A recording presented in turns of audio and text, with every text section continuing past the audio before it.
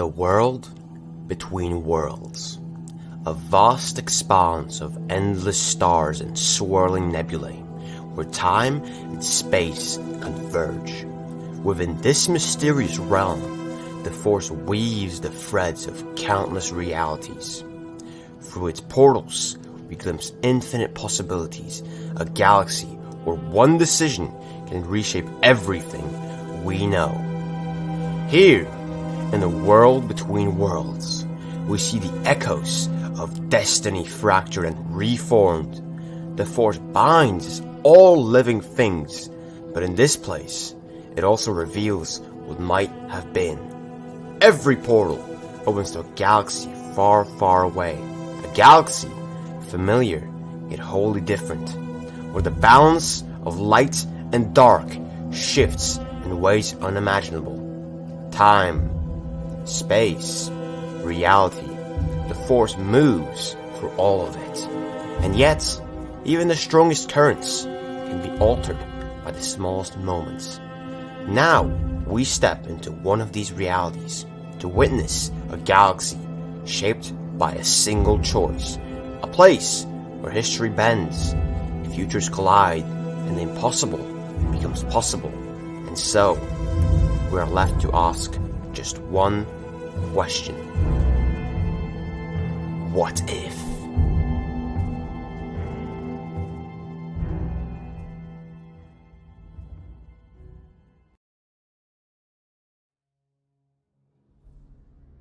Hello there, and welcome to What If General Grievous Discovered the Truth About His Cybernetics, Part 2. The location, somewhere in Separatist-controlled space. Time, 19 BBY. The truth was a weapon sharper than any lightsaber, one that shattered everything General Grievous had believed, everything he had fought for. The revelation that his cybernetic enhancements were not gifts, but chains forged by the Sith hands crushed his loyalty to the Separatists. The warlord, once the ruthless tool of Count Dooku and Darth Sidious, was no longer their pawn. The hunter had become the hunted, and now his target was no longer the Jedi, it was the Sith themselves. But raw rage was not enough. If Grievous was to dismantle the Dark Empire that had stolen his body and soul, he would need an army, something far greater than the handful of droids and mercenaries at his command. He needed the strength of his people, the warriors of Kali, the planet he had been torn from long ago. Silently, and without raising any alarms, Grievous executed a maneuver so bold it shocked even his own tactical processors. He rerouted his personal starship away from the Separatist-controlled hyperspace lanes and charted a course for Kali. Cloaked in shadows and hidden beneath his respirator, he arrived as a ghost. Kali had changed. Its once thriving cities now lay scarred by endless conflicts, its skies choked with dust and the echoes of war. The desert stretched endlessly, crimson dunes skimmering under a harsh sun, a land of harsh beauty and unyielding spirit. Yet beneath the surface, the fire of the Kalish people still burned, waiting to be rekindled. At first, the people did not recognize him. A figure in shining armor and a voice altered by machinery was not the man they once knew as Command Jai Shalal, the proud warrior and defender of Kali. Yet rumors spread like wildfire. The fearsome armor, the unmistakable gait, the legend come to life. Old veterans whispered in stunned reverence. Children looked on with wide eyes, dreaming of the hero of ancient tales. The people of Kali remembered their warlord not as a weapon, but as a savior. Grievous convened a great gathering at the ancient war shrine atop the rocky highlands. The structure carved into the red stone was adorned with the banners of the Kalish clans, symbols of honor, bravery, and sacrifice. The wind howled through the narrow canyons, carrying the voices of thousands below. He stood before his people, cloaked with unyielding and with a voice both mechanical and fervent. He delivered a speech that shook the very sands of Kali. They stole me from you. They ripped me from our home and twisted me into a tool for their dark schemes. They drained the spirit from my flesh and replaced it with cold metal, made me a weapon of war, a weapon for destruction. The crowd fell silent, hanging on his every word. But I return, not as their slave, but as your shield. I return with fire in my soul and vengeance in my heart.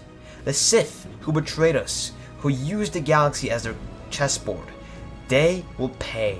Together, we will reclaim our destiny. Together, we will rise. He revealed the cruel truth. The Sith had not only transformed him, but orchestrated the Clone Wars to enslave the entire star systems under their iron grip. The Kaleesh listened, eyes blazing with renewed hope, warriors both seasoned and young answering his call, pledging their loyalty to the Warlord reborn. In secret, deep in the deserts and hidden valleys of Kalee, a new military force was forged. Stockpiles of ancient weapons were unearthed. Manufacturing plants, once abandoned, were refurbished under Grievous' watchful eye.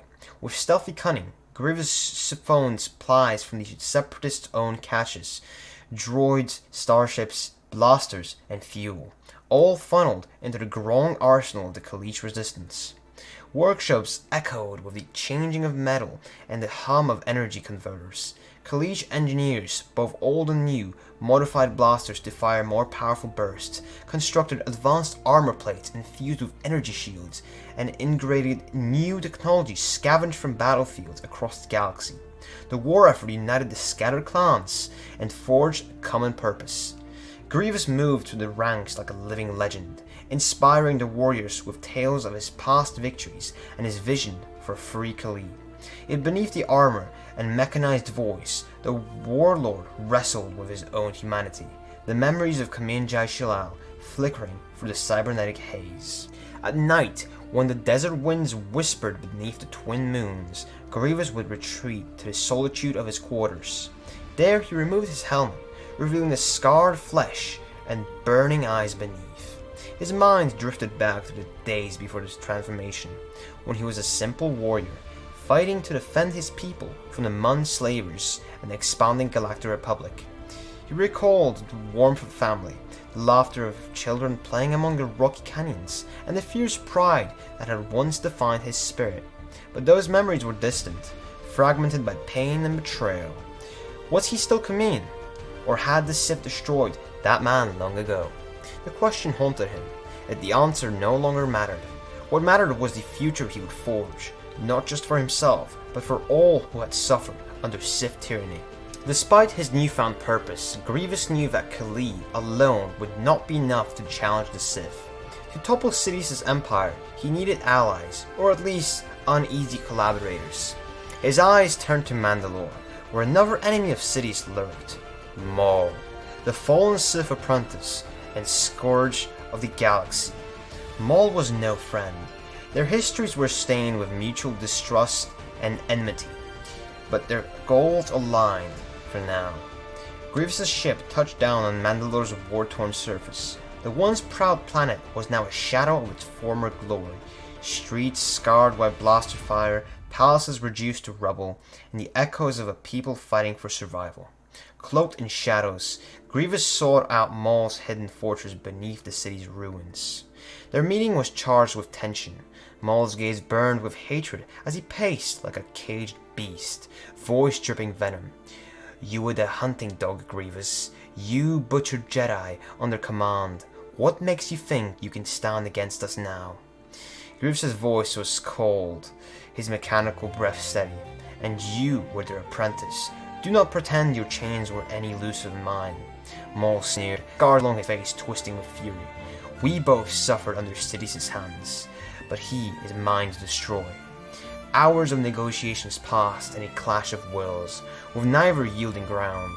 The fortress itself seemed to pulse with attention, ancient Mandalorian tech humming beneath their feet. Eventually, a fragile accord emerged, not of trust, but of mutual necessity. They would work together only to bring down Sidious and Dooku, but Grievous refused to partake in Maul's vendetta against the Republic itself. weeks stretching to months. The Clone Wars raged on without a hint of Grievous' return. Jedi Masters grew uneasy. Master Windu's warnings about Grievous' unpredictable nature haunted their Jedi Council chambers. Meanwhile, back on Kali, Grievous stood before an armor reborn. The deserts roared with the engines of ancient warships refitted with advanced separatist technology. Ground forces drilled with relentless precision. Rows of warriors in traditional Kali armor, their faces hidden behind blood-red masks, stood ready. Grievous addressed his army. The Sith had begun their strikes. Mandalore falls under siege. Coruscant is vulnerable, but we will strike first. The Republic is but a veil hiding the true enemy. Those who pull the strings. We fight not for conquest, but for freedom, for our honor, and for our future. The fleet roared into orbit, then surged into hyperspace, bound for Mandalore. Mandalore burned under the relentless assault of the Separatist cruisers. On the ground, mauled Mandalorians fought with unmatched fury, but they were losing. Then, through the comm static, a single voice cut through. "Hello there." The Kalish Armada tore through the void, massive cruisers blazing into battle, shattering the Separatist blockade with brutal precision. Kalish troops deployed on the surface, bolstering Mandalorian defenses, yet the planet fell. Maul and his loyalists escaped aboard Grievous' fleet.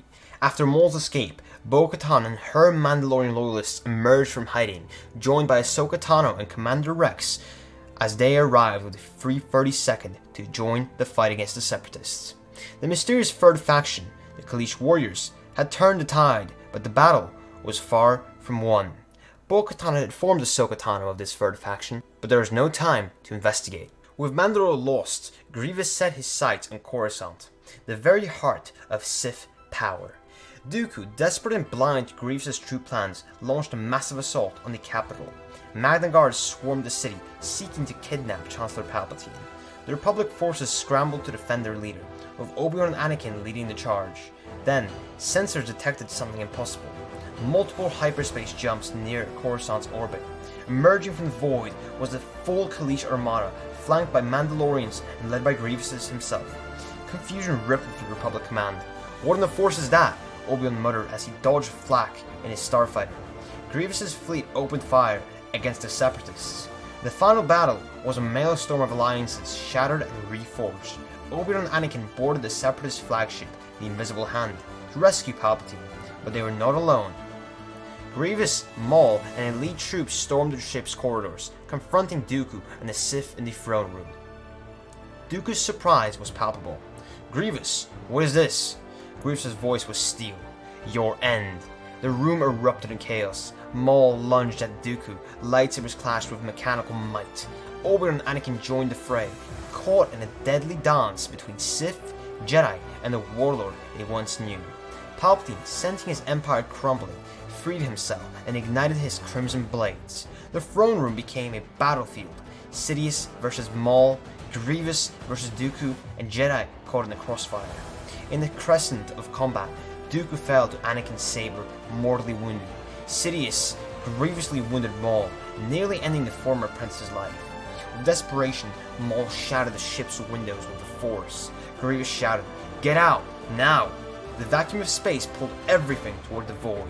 Obi-Wan and Anakin escaped, but Grievous held Sidious back. In a brutal struggle, the Sith Lord was torn from the ship's safety and left to suffocate in the void.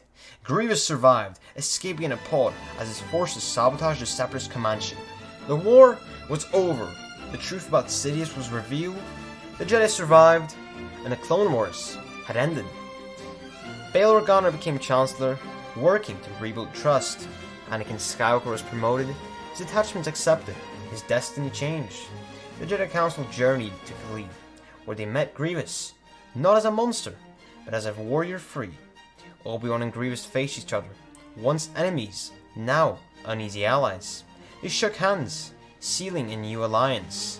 Above Kali's red sunrise, ships soared, heralding a new age. "Evil may rise," the voice echoed, "but so will those who stand against it. This time, the galaxy stands together." A new dawn had come.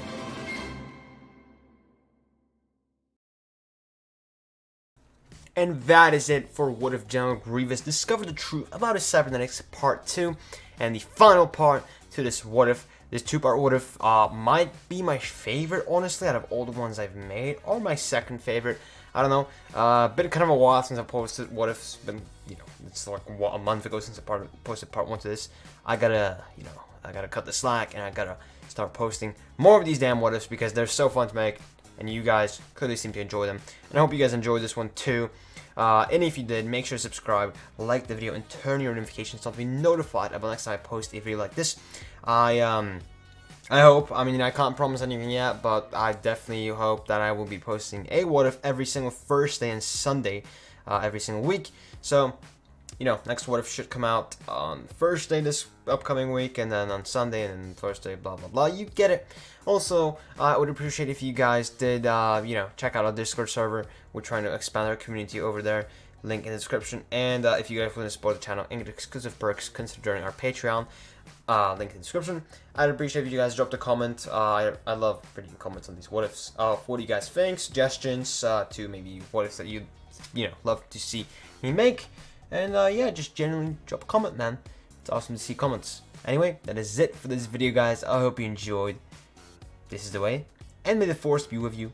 Until then, I will see you next time. Hey, you didn't watch it? Well, check out the video on the left side of the screen, which is specifically recommended for you, or check out the playlist on the right of the screen, which contains similar videos to this one, made by me, of course. Hey, remember, subscribe.